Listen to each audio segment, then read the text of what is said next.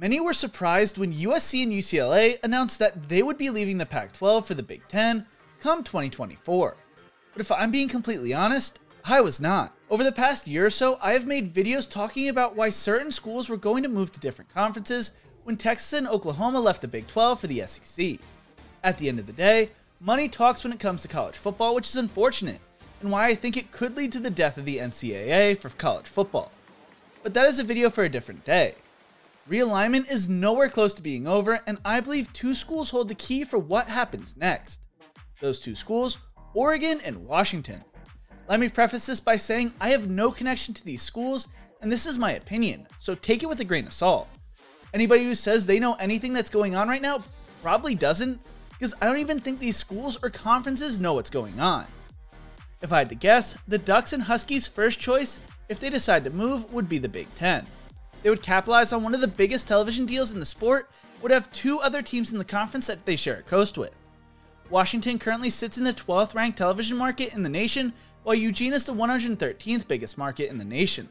The Big Ten basically controls the New York, Chicago, Philadelphia, and Los Angeles markets now, which are the four biggest markets in the United States. With just those four markets, we could be looking at an over $100 million payout to each school, but imagine the number if the conference were to add either Stanford or Cal to cover the San Francisco market, which ranks 6th, while also adding Notre Dame, Oregon, and Washington. The Big Ten would hold 7 of the top 12 television markets in this scenario. That means television companies will be willing to pay top dollar to get the rights to the conference.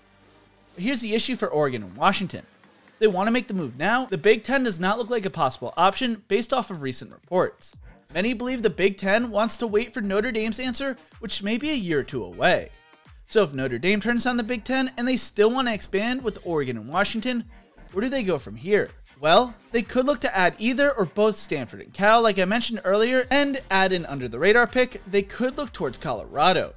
The addition of Colorado, which no one is really talking about, would bring a major rival for Nebraska.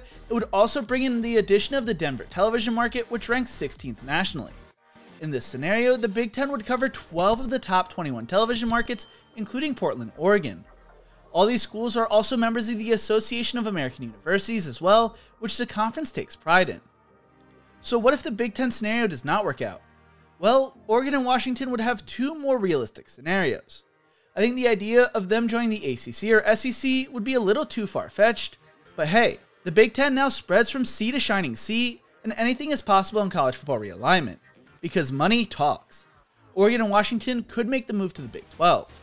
This, in my opinion, would be more of a survival move if the Arizona schools, Utah, and Colorado decide to move to the Big 12 as well.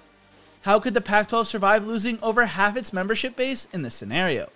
Would Oregon and Washington want to sit around waiting for the Big Ten to send their invite and risk playing in basically the Mountain West Conference with the Pac-12 name? Culturally, these schools don't fit the Big 12 and would have to travel cross-country to play schools like West Virginia and UCF. They would also be doing it with a television deal that would probably not compare to the Big 10 or SEC. This would be a pure survival move as the 6 schools considering the move continue this prisoner's dilemma. The last scenario is that they stand pat and stay in the Pac-12, serving more as leaders for the conference. Many felt that the Big 12 was dead in the water last summer after it announced Oklahoma and Texas would be leaving. We all waited for the next team to jump ship, but that never happened. Instead, the conference added a handful of teams and the league looks to have a strong future. Heck, now people are talking about teams jumping from the Pac-12 to the Big 12. In this scenario, the conference would need to hold off the Big 12 from taking the Arizona schools and possibly Colorado and Utah. If they are able to succeed, they could look to add teams like SMU, UNLV, Fresno State, and San Diego State or Boise State, if they want to boost their numbers back up.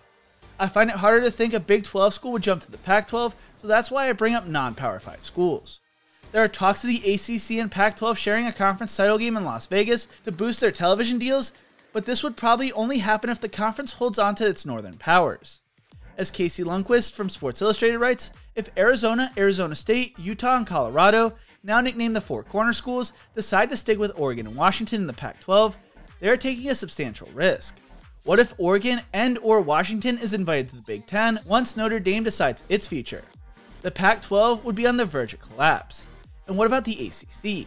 Besides the obvious jokes that would come with the Pac-12 saving themselves with another loose alliance, the top brands in the ACC like Clemson, Florida State, and North Carolina are candidates to join one of the two big conferences.